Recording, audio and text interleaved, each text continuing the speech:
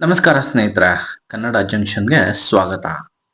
ಸ್ಯಾಂಡಲ್ವುಡ್ನ ಹೆಸರಾಂತ ಸ್ಟಾರ್ ಯಶ್ ಅವರ ತಾಯಿ ಪುಷ್ಪಾ ಅರುಣ್ ಕುಮಾರ್ ನಿರ್ಮಾಣದ ಚೊಚ್ಚಲ ಸಿನಿಮಾ ಕೊತ್ತಲವಾಡಿ.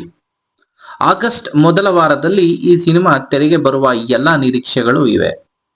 ಸದ್ಯ ಚಿತ್ರದ ಜಬರ್ದಸ್ತ್ ಟ್ರೈಲರ್ ರಿಲೀಸ್ ಆಗಿದ್ದು ಸದ್ದು ಮಾಡ್ತಾ ಇದೆ.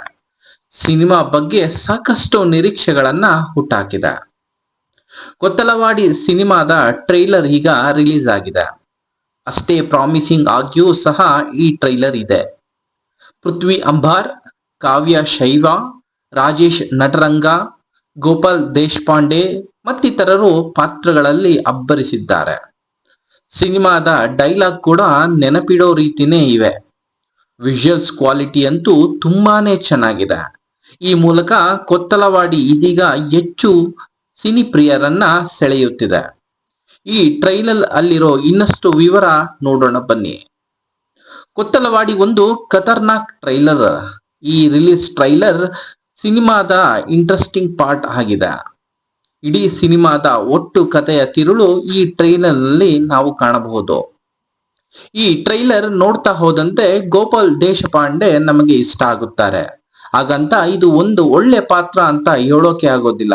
ಆ ಪಾತ್ರಕ್ಕೆ ನೆಗೆಟಿವ್ ಶೇಡ್ ಇದ್ದಂತೆ ಕಾಣಿಸುತ್ತದೆ. ಅಂಬರ್ ಹಾಗೂ ಕಾವ್ಯ ಶೈವ ಕೊತ್ತಲವಾಡಿ ಚಿತ್ರದ ಮುಖ್ಯ ಭೂಮಿಕೆಯಲ್ಲಿ ನಟಿಸಿದ್ದಾರೆ. ಗೋಪಾಲ ದೇಶಪಾಂಡೆ ಹಾಗೂ ರಾಜೇಶ್ ನಟರಂಗ ಮತ್ತೆರಡು ಪವರ್ಫುಲ್ ಪಾತ್ರಗಳಲ್ಲಿ ಕೂಡ ಈ ಚಿತ್ರದಲ್ಲಿ ಕಾಣಸಿಗುತ್ತಾರೆ. ಈ 4 ಪಾತ್ರಗಳ ಸುತ್ತ ಬಹುತೇಕ ಕತೆ ಸಾಗುತ್ತದೆ ಎನ್ನುವುದು ಟ್ರೈಲರ್ ನೋಡಿದರೆ ಎಲ್ಲರಿಗೂ ಅರ್ಥವಾಗುತ್ತಿದೆ. ಶ್ರೀರಾಜ್ ಚಿತ್ರಕ್ಕೆ ಆಕ್ಷನ್ ಕಟ್ ಹೇಳಿದ್ದಾರೆ. ಮೊದಲ ನೋಟದಲ್ಲೇ ಟ್ರೈಲರ್ ವಾವ್ ಎನಿಸುವಂತಿದೆ. ಸಿನಿಮಾ ನೋಡಬೇಕು ಎನ್ನುವ ಕುತೂಹಲ ಮೂಡಿಸುತ್ತಿದೆ. ಟೈಟಲ್ ಹೇಳುವಂತೆ ಇದು ಕೊತ್ತಲವಾಡಿ ಎಂಬ ಊರಿನ ಕತೆ. ಆ ಊರಿನಲ್ಲಿ ನಡೆಯುವ ಘಟನೆಗಳೇ ಚಿತ್ರದ ಪೂರಣ. ಕತೆಗೆ ಕಮರ್ಷಿಯಲ್ ಟಚ್ ಕೊಟ್ಟು ಹೇಳುವ ಪ್ರಯತ್ನವನ್ನ ಡೈರೆಕ್ಟರ್ ಮಾಡಿದ್ದಾರೆ. ಮೋಹನ ಎಂಬ ಹಳ್ಳಿ ಐದನಾಗಿ ಲವ್ ಬಾಯ್ ಆಗಿ ಪೃಥ್ವಿ ಅಂಬರ್ ಕಾಣಿಸಿಕೊಂಡಿದ್ದಾರೆ. ಮಾಸ್ ಅವತಾರದಲ್ಲಿ ಕೂಡ ಇವರು ಅಬ್ಬರಿಸಿದ್ದಾರೆ. ಇನ್ನು ಶಾಲಾ ಹುಡುಗಿಯಾಗಿ ನಾಯಕನನ್ನು ಪ್ರೀತಿ ಬೀಳುವ ಆತನ ಜೊತೆ ಊರನ್ನೇ ಬಿಟ್ಟು ಹೋಗಲು ಮುಂದಾಗುತ್ತಾಳೆ ಈ ಚಿತ್ರದ ನಾಯಕಿ. ಡೈಲಾಗ್ಸ್ ಕೂಡ ಸಖತ್ ಮಜವಾಗಿದೆ. ಗೋಪಾಲ್ ಕೃಷ್ಣ ದೇಶಪಾಂಡೆ ಹಾಗೂ ಪೃಥ್ವಿ ಅಂಬರ್ ನಡುವಿನ ಪೈಪೋಟಿ ಚಿತ್ರದ ಅಸಲಿ ಕತೆ. ಈ ನಡುವೆ ಪೊಲೀಸ್ ಅಧಿಕಾರಿಗೆ ರಾಜೇಶ್ ನಟರಂಗ ಗಮನ ಕೂಡ ಸೆಳೆತಾರೆ. ಹಸಿವು, ಬಂಡಾಯ, ಬೆಂಕಿ, ರಕ್ತ ಸಿಕ್ತ ಕತೆ ಕೊತ್ತಲವಾಡಿ ಚಿತ್ರದಲ್ಲಿದೆ. ಅದರಲ್ಲಿ ರಾಜಕೀಯ ಕೂಡ ನುಳ್ಸಿ ಊರಲ್ಲಿ ಅಲ್ಲೋಲ ಕಲ್ಲೋಲ ಸೃಷ್ಟಿಯಾಗುತ್ತದೆ. ಮುಂದೆ ಏನೆಲ್ಲ ಆಗುತ್ತದೆ ಎನ್ನುವುದು ತೆರೆ ಮೇಲೆನೆ ನೋಡಬೇಕು. ಟ್ರೈಲರ್ ನಲ್ಲಿ ನಿಡುವಳ್ಳಿ ಸಂಭಾಷಣೆ ಹೈಲೈಟ್ ಆಗಿದೆ. ಬಡತನ ಅಡ್ಡ ಅಂತ ಅಡ್ಡದಾರಿ ಹಿಡಿಯುವುದು ತಪ್ಪು ಮೋಹನ ಎಂಬ ಒಂದೊಳ್ಳೆ ಡೈಲಾಗ್ ಹಿನ್ನೆಲೆಯಲ್ಲಿ ಈ ಟ್ರೈಲರ್ ಶುರುವಾಗುತ್ತದೆ. ಚರ್ಬಿ ಇಲ್ಲದೆ ಹೋದ್ರೆ ಬಾಡು ರುಚಿ ಇರಲ್ಲ ಸರ್ ಎನ್ನುವ ಡೈಲಾಗ್ ಕೂಡ ಇಷ್ಟ ಆಗುತ್ತದೆ. ನಾವು ಬದುಕೋಕೆ ಹರಿಯೋ ನೀರನ್ನ ತಡಿತೀವಿ, ಉಸಿರಾಡೋ ಗಾಳಿನೂ ತಡಿತೀವಿ. ಅದೇ ರೀತಿ ಹುತ್ತ ಹೊಡೆದರೆ ಪ್ರಯೋಜನ ಇಲ್ಲ ಅಂತ ಗೊತ್ತಾಗಿದೆ.